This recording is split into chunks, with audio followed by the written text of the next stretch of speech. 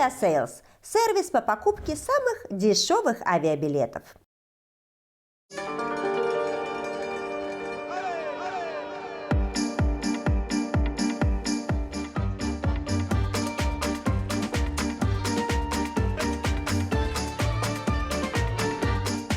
Никола и Кристина – обыкновенные студенты. Ходят на пары, живут в общежитии, едят лапшу быстрого приготовления и, естественно, переживают перед сессией. А в свободное от занятий время просто потому, что интересно строить самый настоящий болид Формулы-1. Добро пожаловать в Белград. Это жизнь других.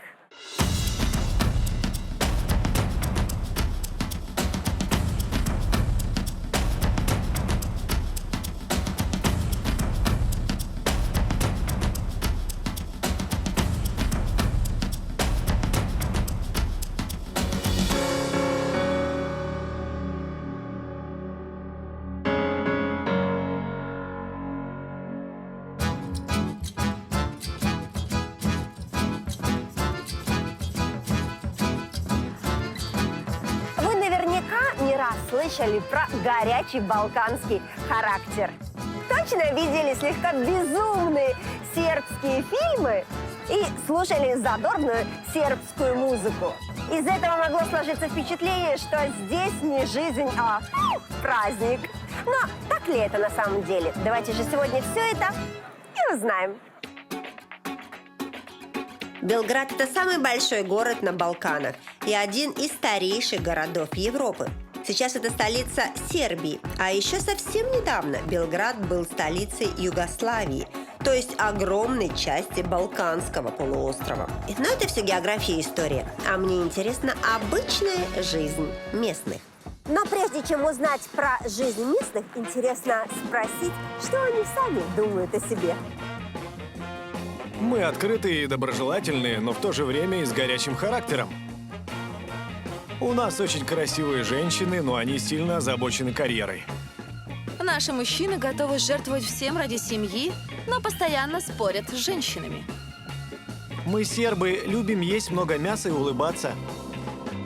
Как и всем славянам, нам не хватает организованности, но в остальном я могу сказать только хорошее.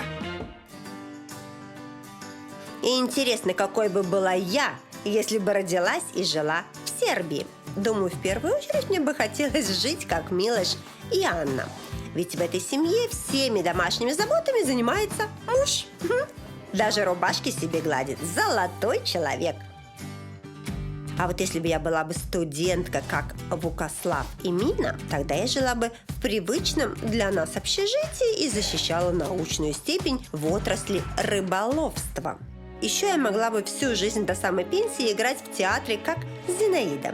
Да, впрочем, ничего бы не изменилось и на пенсии, разве что я чаще бы ездила на отдых в местные санатории.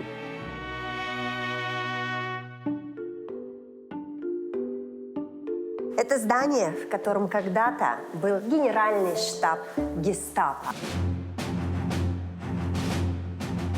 Да, вот прямо по этим лестницам все они ходили. Но сегодня здесь светло, прекрасно и вообще это роддом. К сожалению, многое в Белграде до сих пор напоминает нам о войнах 20 века. Даже роддом. У здания роддома довольно интересная история. Здесь был не только штаб фашистов. После того, как их разбили, тут обосновалась местная секретная полиция. А уже потом сделали государственную клинику. И сделали довольно хорошо. Здесь чисто и просторно, везде хорошие палаты и современное оборудование. А главное, все это совершенно бесплатно.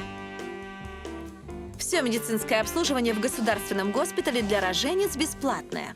После родов они здесь остаются на 2-3 дня. И, естественно, все это время бесплатное для них и питание. Если женщина захочет рожать в частной клинике, то ей это обойдется примерно в 3000 евро. Но частные больницы местные женщины выбирают редко. Чего не скажешь про детские сады. В Белграде, если ребенок не попадает в государственный садик, нет мест, закончились, он спокойно идет в частный, и государство все это оплачивает. Господи, какая красота! Пошел, так себе тебе заплатили. В нашем городе 300 государственных детских садов и 400 частных. Само собой, в государственных мест на всех не хватит. Но любой родитель может отдать ребенка в частный, а город компенсирует ему 80% стоимости сада. Не каждый может себе позволить платить за детский сад, а работать надо всем. Ведь чтобы нормально жить в семье из 3 человек, надо около 2000 евро в месяц. Поэтому, безусловно, здорово, что появилась такая городская программа. Государственные сады здесь тоже не бесплатные. Их стоимость 47 евро в месяц. Частные же, с учетом компенсации, выходят примерно в те же деньги. Несмотря на цену для родителей, государство на одного ребенка тратит 270 евро в месяц. А если посчитать те деньги, что мы компенсировали, то за последние годы на это ушло 120 миллионов евро. Причем местные власти беспокоятся не только о достатке и здоровье детей, но и о их подготовке к школе. Дети у нас идут в школу с 6 лет, но каждого ребенка ждет небольшое собеседование с психологом, который решает, готов ли ребенок к школе. Если нет, то его оставляют еще на год в саду. Я помню такое собеседование. Там не было никаких тестов, это был просто разговор с взрослой женщиной. Насколько я помню, из всего потока только один мальчик остался на 2-й год. Когда я пришла в саму школу, то оказалось, что она как внутри, так и снаружи уж очень мне что-то напоминает. Уроки в школе начинаются в 8 утра. Длится урок 45 минут. В классе максимум 30 человек. Математика, физика, литература, физкультура. Если день рождения, поют тебе песню, ты раздаешь конфеты. Самая лучшая оценка 5, самая плохая 2. Как-то мне кажется, что-то я машина времени. Куда-то я попала в свое детство. Что происходит? Короче говоря, чтобы найти хоть какие-то отличия между моей и сербской школой, мне пришлось брать 2 местных гидов. Ну, у вас тут такая школа, у вас почему-то так тихо. Сейчас урок идет или перемена, я не могу понять. Сейчас уроки идут. То есть вам повезло, да? Вообще, вы любите прогуливать школу или нет? Ну, когда это официально, как сейчас, то да. Вот видишь, все дети во все времена, во всех странах, школах, все одинаково, все любят прогуливать. А если вы балуетесь или не слушаете на уроки учителя, вас наказывают? Максимум, что могут сделать, это выгнать с урока и запретить играть во дворе. Самое жесткое наказание для школьников – это перевод в другую школу. Но чтобы кого-то вообще выгнали, такого, конечно, не бывает. Кроме того, в наших школах есть оценка за поведение, которая считается полноценной отметкой в табеле, такой же, как отметка за математику или литературу. Но при этом, если ученик считает оценку несправедливой, а учителя предвзятым, то он имеет право в течение 3 дней обжаловать ее и улучшить. Кстати, знаете, что я заметила? Что у вас информация пишется и латинскими буквами, и кириллицей. А учитесь вы как? Вы какими буквами пишете? У нас 2 алфавита. Каждый пишет, на каком хочет. То есть, подожди, когда вам учитель диктует, я не знаю, там, диктант, сегодня я пошла в театр, вы какими буквами будете писать это предложение? Если диктант, то учитель говорит, каким алфавитом мы пишем. То есть вам говорят, сейчас пишем... Ага, я поняла, слава богу, а то я думала, вы сами себе... И то есть и вы пишете и прямо и такими буквами, и вы все знаете, да? Да. Какие молодцы! Ничего себе! Я, честно говоря, не умела так. Хоть в сербском языке 2 алфавита, все правила правописания одинаковые. Единственное отличие – это то, что в кириллице есть правило 1 звук – 1 буква, а на латинице 1 звук может состоять из 2 символов. Мне вообще все равно, каким алфавитом писать. Слова ведь одинаковые, а буквы я все знаю. Так сложилось, потому что раньше Сербия и Хорватия были одной страной. Языки у них были на 99% похожи, но алфавиты разные. У хорватов латиница, а у сербов кириллица. Поэтому, чтобы никому обидно не было, решили пользоваться обоими. Кстати, для нас сербский язык тоже может показаться знакомым. Здесь полно слов, похожих на наши, но, само собой, с немного другим значением. Например, подснежник на сербском – это висибаба, окружающая среда, животное – средина. Внимание – это позор. Как на сербском гордость, вы уж сами в интернете найдите.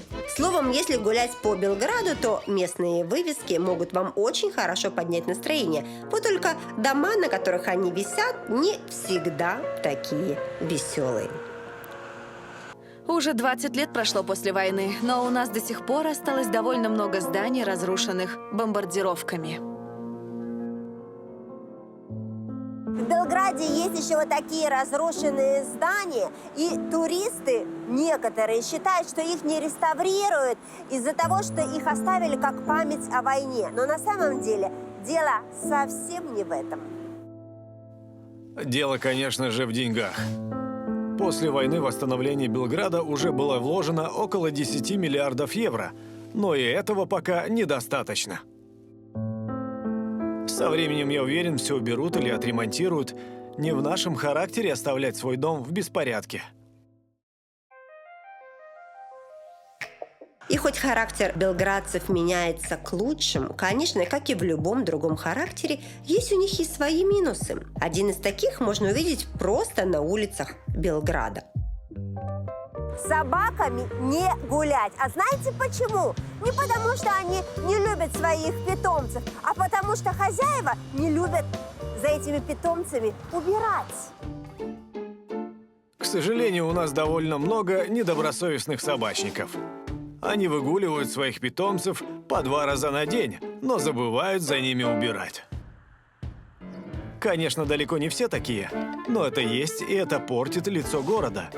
Я лично не понимаю, как так можно, и не понимаю, почему они сами этого не понимают. Ну просто же надо взять с собой пакетик, и все.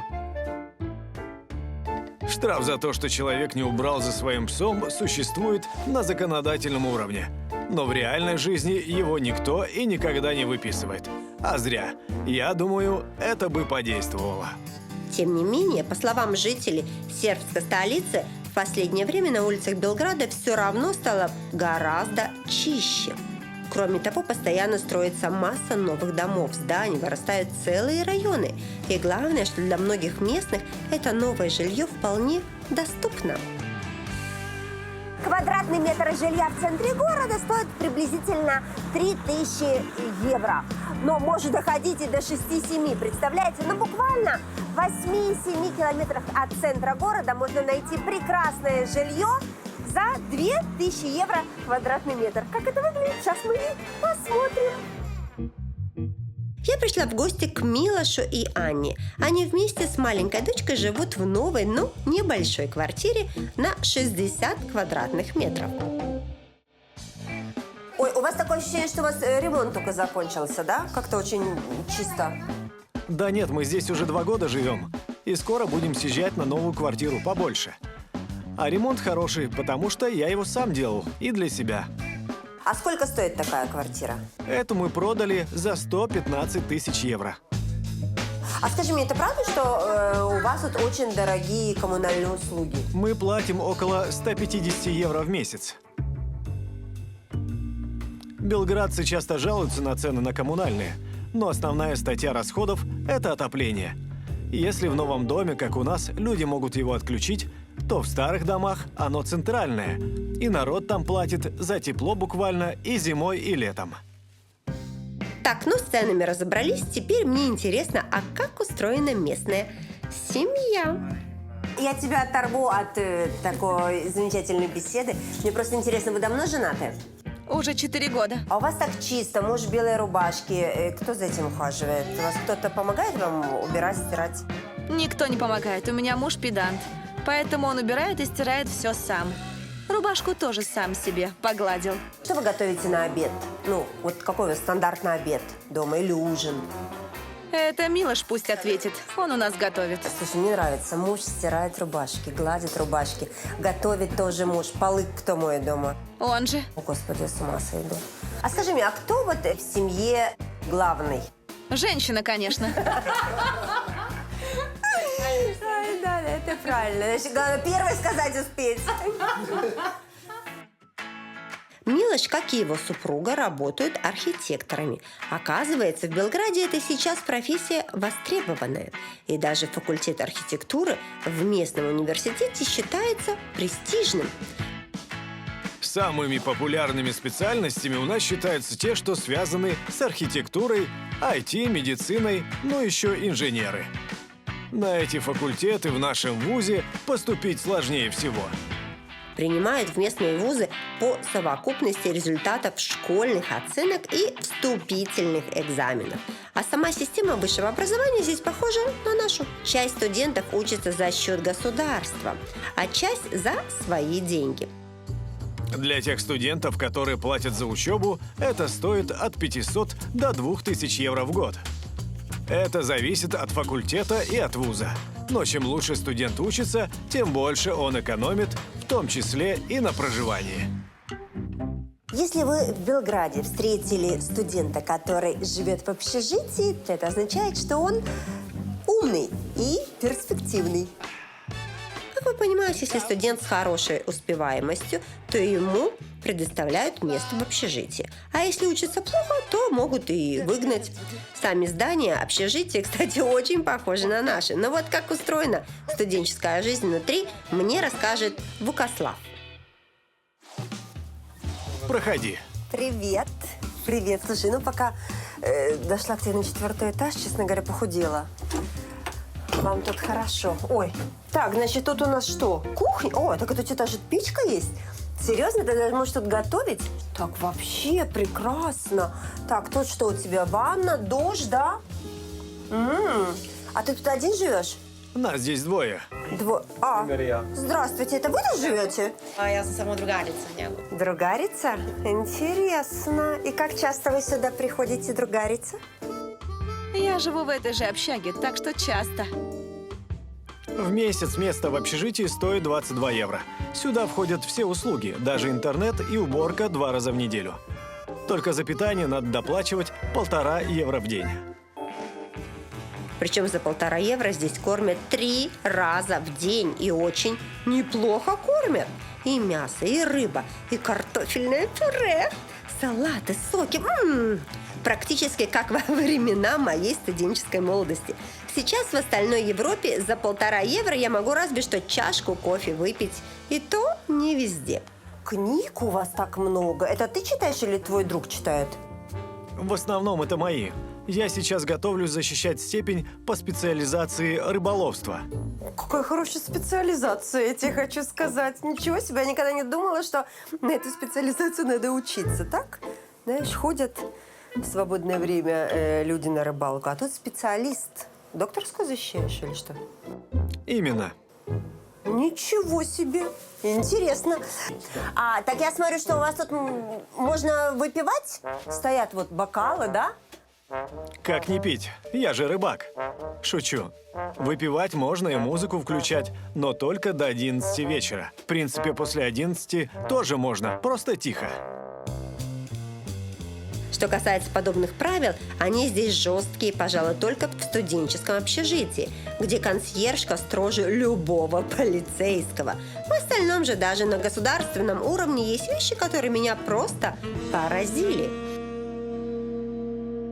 Если во всем мире запрещают курить в общественных местах, а Минздрав до сих пор предупреждает, то я вам хочу сказать, что в Сербии про это никто не слышал, потому что тут курят все и везде. И даже в ресторанах, даже в барах. Я в шоке. Это правда проблема. Я статистики не знаю, но курит у нас очень много народу. Причем почти везде, где хотят. Меня, как некурящего, это очень напрягает. В некоторых заведениях есть залы для некурящих, но если таких нет, то значит в этом кафе по умолчанию можно курить. Я сама не курю, но мои дети да.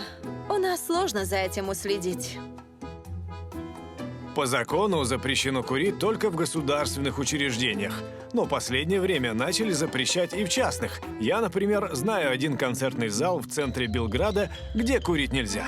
Говоря человеческим языком, курить нельзя только в госструктурах, больницах, детских садах, школах и университетах.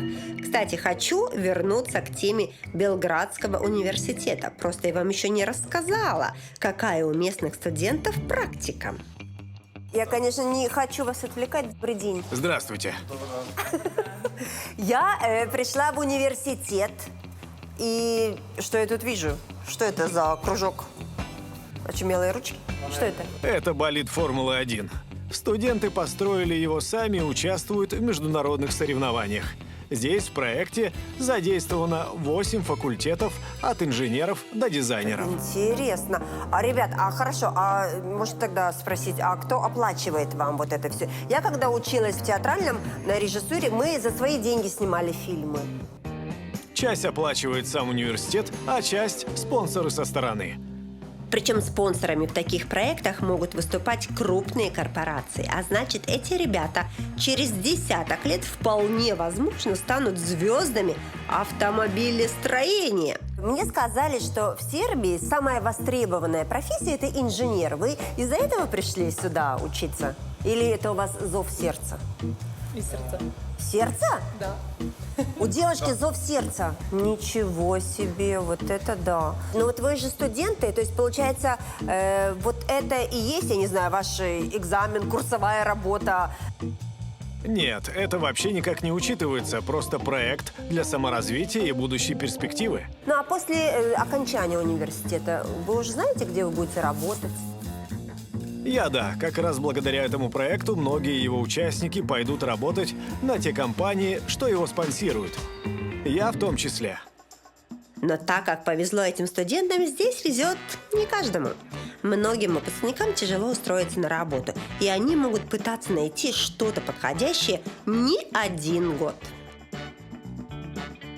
Я уже 4 года без работы. Хоть у меня есть высшее образование социального работника, найти работу по специальности в Белграде очень непросто. Конечно, я стою на бирже труда, но устроиться все равно пока не получается. И это при том, что в последнее время ситуация с работой заметно улучшилась. Сейчас у Сербии в этом вопросе абсолютно среднеевропейские показатели. В Сербии большая безработица, и правительство очень хотело к 2019 году снизить ее до 10%. И вы не поверите, у них таки получилось. Сербы вообще народ не ленивый. Мы не боимся переработок или трудовых выходных. Будем вкалывать до последнего, только дай работу. Мы помогаем соискателям, насколько это возможно. Постоянно предлагаем вакансии, разные курсы переподготовки или повышения квалификации. И, конечно, выплачиваем пособие от 150 до 300 евро в месяц. Размер зависит от зарплаты, которая у человека была до этого. И хоть выплачивать пособие будут столько, сколько человек без работы, для местных это деньги все равно небольшие. Ведь средняя зарплата в Белграде 650 евро. Но, само собой, всегда можно открыть и свое дело. Именно так сделал Драшко, который создал для себя работу сам. Он открыл пекарню, где продает местную выпечку, которая называется пита. Так, скажи мне, пожалуйста, вот эти питы – это какое-то национальное сербское блюдо, правильно? Да, А какие начинки? Я смотрю, там сладкое, это варенье, джем? Что это? есть и джем, и вишня, и сыр, и шпинат, и мясо. Все, что душе угодно. Пита может быть с любой начинкой. Пита – это такие пироги с разными начинками. Все сербы их просто обожают, поэтому и пекарни с питой можно встретить на каждом углу.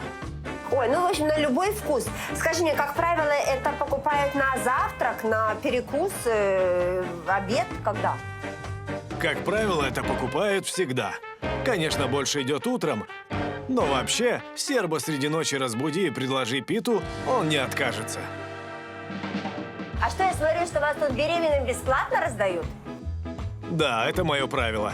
Если женщина беременная, заведение ее угощает бесплатно всем, что она пожелает, и в любом количестве. Ничего себе, вот это отношение к беременным я понимаю. Имейте в виду, девочки, Скажи мне, какие основные черты сербской кухни? Она жирная, она сытная, ну это я уже заметила. А что еще? Жирная, кстати, не всегда. Я, например, свои питы стараюсь делать нежирными. Но она точно всегда сытная. Здесь всегда очень много мясного, конечно, есть и мучное, и огромное количество разных сыров. Обязательно 1-2 мясных блюда, хлеб и тарелка с большим выбором сыра. Так выглядит наш семейный завтрак. Ясное дело, на обед и ужин тоже будет мясо. А ты родом из Сербии? Нет, я из Боснии. Сюда переехал, когда была война. То есть ты сюда именно бежал, когда началась война, и решил открыть свое дело. Но я думаю, что многие люди тогда сюда бежали, открывали свое дело, но я думаю, не у всех оно пошло. Тяжело было тебе открывать вообще это все делать? Конечно, очень тяжело. Тогда и в стране ситуация была сложная. А тут еще надо помещение искать, налоги платить. А налоги тут большие? Не маленький, основной налог 22%. Но я справляюсь. Извини, я отвлекусь, клиенты пришли. Так, ну все, я уже поняла, все, заходите уже, покупайте, пожалуйста, да. Прям, видишь, все хотят эти питы. Кстати, я тоже хочу.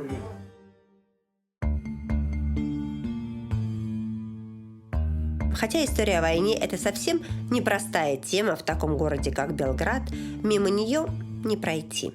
Как я уже говорила, здесь даже здания до сих пор напоминают те времена. Но, само собой, помнят и люди, и не просто помнят, а хранят трофеи.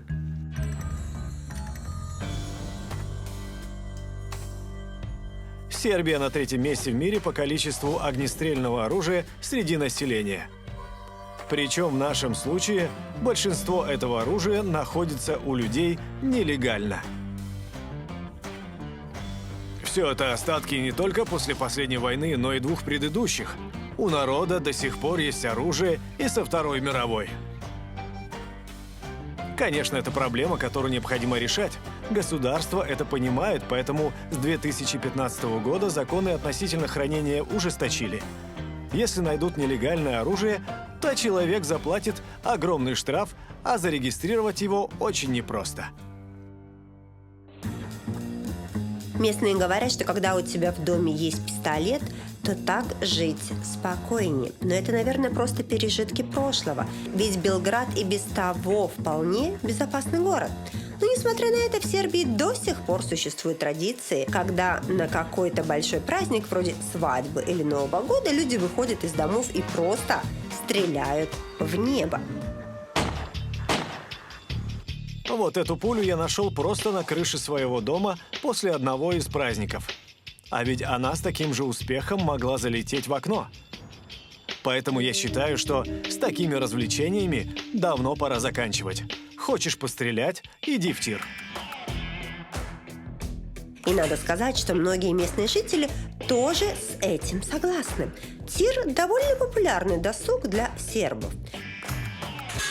В Сербии с 8 лет дети ходят в тир и учатся стрелять, потому что практически у каждого в доме есть оружие. Представляете? А где им еще заниматься? Пришли в тир и учатся. Но, само собой, в большинстве тиров стреляют из совершенно безопасного пневматического оружия. Мне сказали, что у местных жителей у многих есть оружие. Это Да, есть. И они сюда приходят учиться стрелять? Здесь у нас только спортивная стрельба. Словом, в нашем тире в основном стреляют просто для удовольствия. Ну, так и что, если ты умеешь стрелять из воздушного, значит, ты можешь и из нормального? Не обязательно. Для каждого вида оружия надо отдельно учиться. А скажи мне, кто чаще приходит, женщины или мужчины учиться? Одинаково, но часто у нас бывают соревнования женщины против мужчин. И я тебе скажу, женщины более успешные. Я тебе хочу сказать, что женщины априори просто более успешные. Причем стрелять здесь любят не только мужчины или женщины, но и пенсионеры и дети. Короче, в тир здесь разве что с домашними животными не приходят. Я стараюсь ходить в тир каждые выходные. Как-то еще отец приучил. Уверен, когда у меня появятся дети, то наверняка тоже их поведу стрелять. А скажи мне, с какого возраста можно приходить в тир? Чем раньше, тем лучше. У нас есть даже олимпийские чемпионы. Они занимались с раннего детства. А я тебе хочу сказать, что да, я в школе, у меня был урок НБП.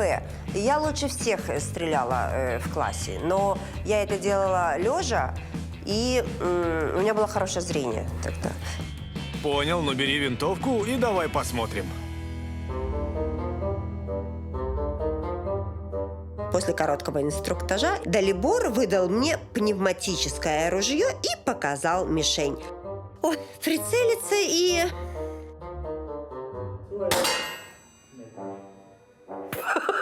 Мне не нравится. Да, мне не нравятся Не переживай, оно резиновое. ваши игры мне не нравятся совсем. Дала мне в глаз. Приводите методы, видимо, что... Сейчас, и не дай бог, я не по...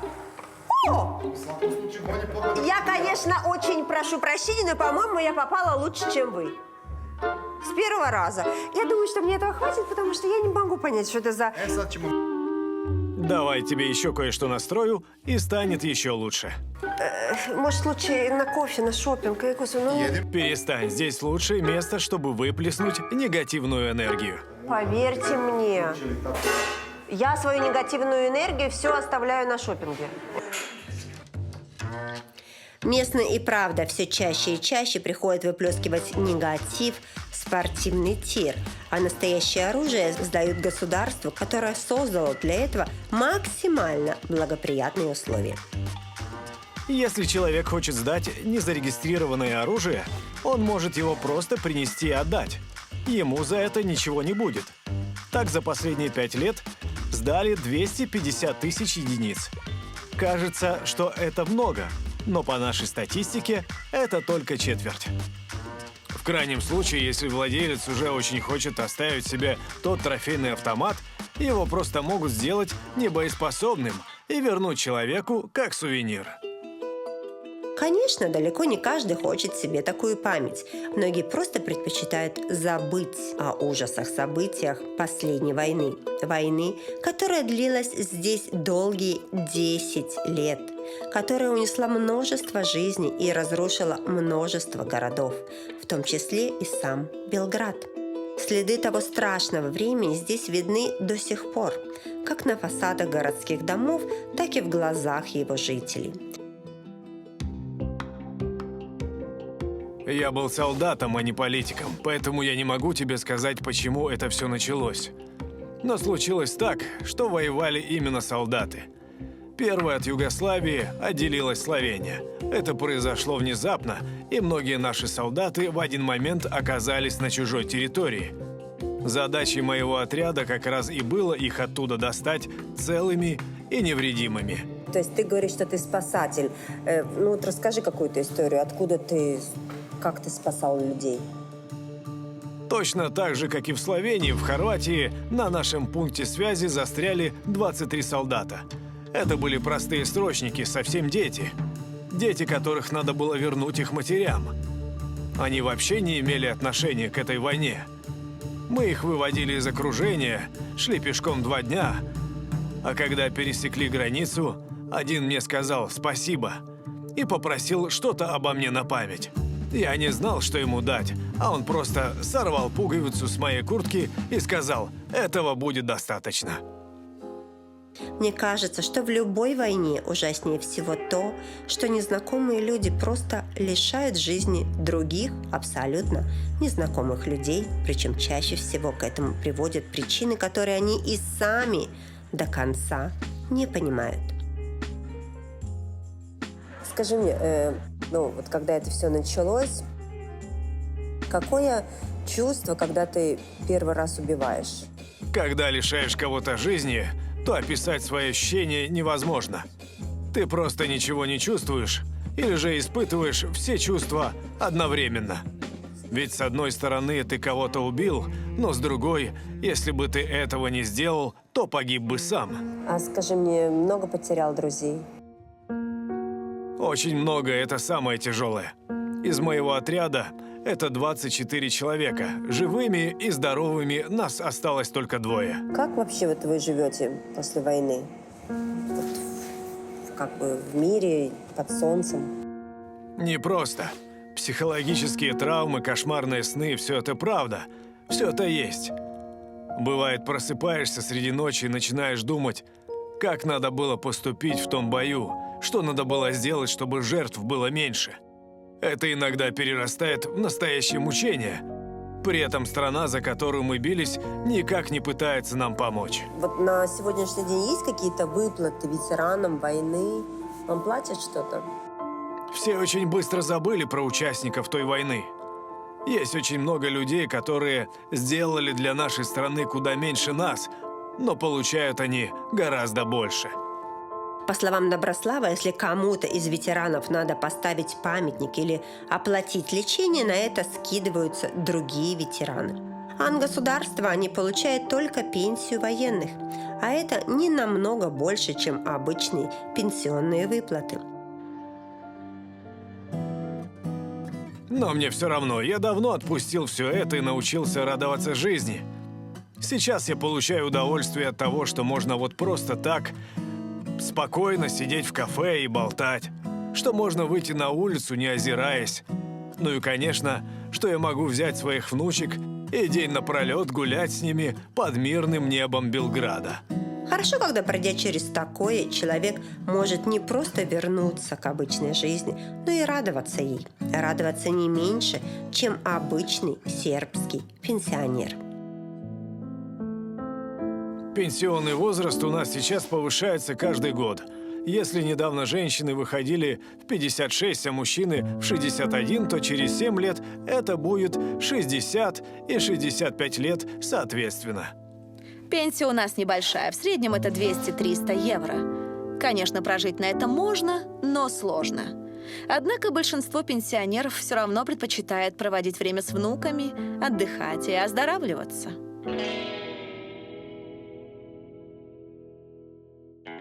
Первое упражнение. Ой, господи, потом быстро сюда. Так, тут мяч. И раз, и два, и три. Ой, класс какой. Потом, я не знаю, что тут. Знаешь, надо будет пресс покачать. Ой, ну все, один раз и хватит. Шведская стеночка. Чик-чик-чик-чик. Ласточка или что там еще, батманчик. Спустилась быстренько по времени. О, хорошо. И это не урок физкультуры. В школе это, санаторий для пенсионеров. Вот так вот хорошо, так залезть на шведскую стенку, потом так отдыхаешь. Конечно, здесь могут отдыхать не только пенсионеры, но именно для них есть бесплатные путевки. Так, теперь надо кого-то из них найти и узнать, чем именно они здесь занимаются, да и вообще, как живут на пенсии. Зинаида.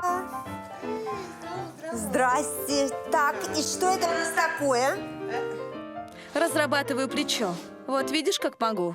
Даже обнять тебя. А до того, как сюда приехала, и поднять не могла. Серьезно? В смысле, у тебя травма какая-то была? Да, упала с велосипеда. Надо же беречь себя, Зинаида. Вот я, кстати, из-за этого на велосипедах не катаюсь. Это, подожди, ну это как? Это тебя направил сюда врач? Или это как? Или это бесплатно происходит все это? Направили на реабилитацию, но это и бесплатно.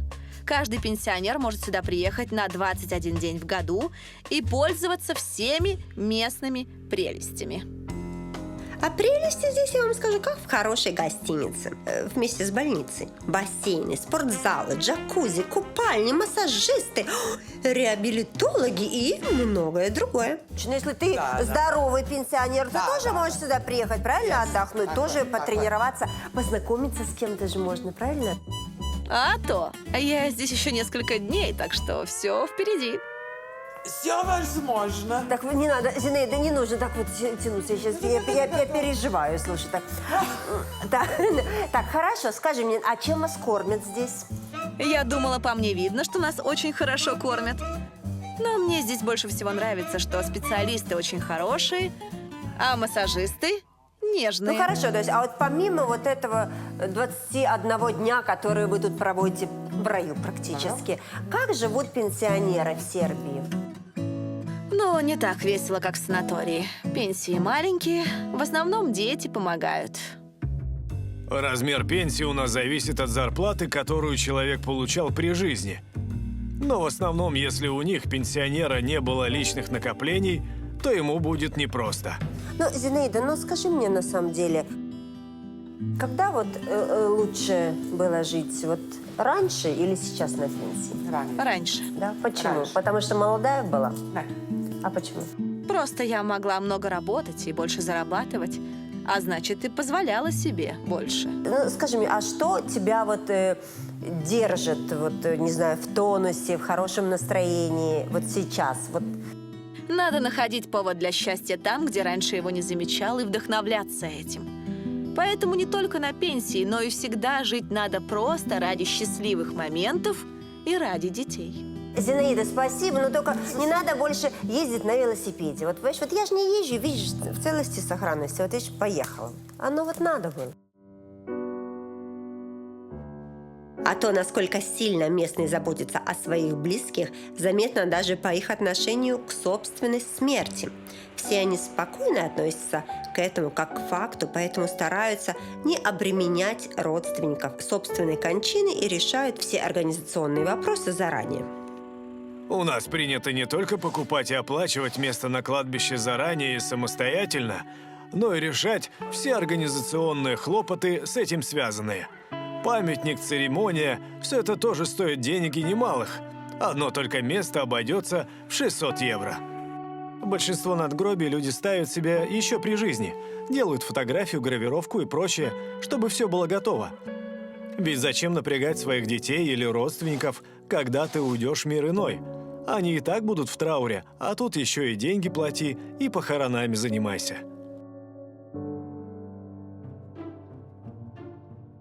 Беспокоиться о своих близких – это, пожалуй, основная черта сербского характера. Основная, но далеко не единственная.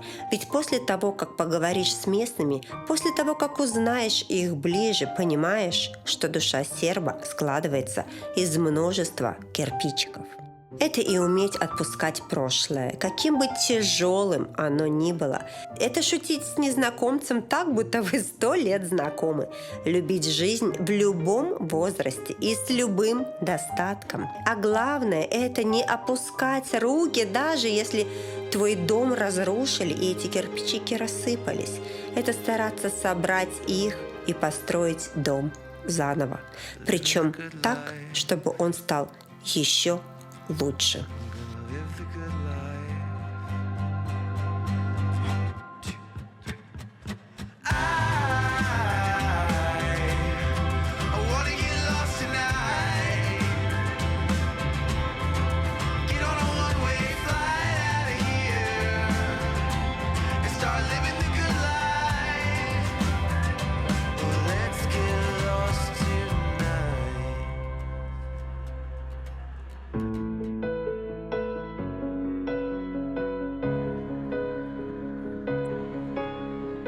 Пришло время сделать выводы. И вы знаете, так сложно мне не было никогда. В Белграде действительно заботятся о детях. Доступные детсады, хорошие школы и бесплатные вузы. Здесь очень неплохо себя чувствуют те, кто хочет учиться. Но вот дальше люди пытаются найти себе место под сербским солнцем. Они борются с безработицей, восстанавливают здания, пытаются сделать свою жизнь идеальной. И сами белградцы думают, что им для этого не хватает лишь Белградского метро. Зарплата немного выше. Найти хорошую работу? Мне не хватает метро. Хорошо написать контрольную, стабильности, ну и метро, конечно. Пусть в Сербии далеко не идеальная жизнь. Но, как и все, местные жители любят своих близких, радуются мирному небу над головой, заботятся о своей семье и на полную проживают свою жизнь, ни о чем не сожалея. И правильно, потому что это их единственная собственная жизнь, а не жизнь других.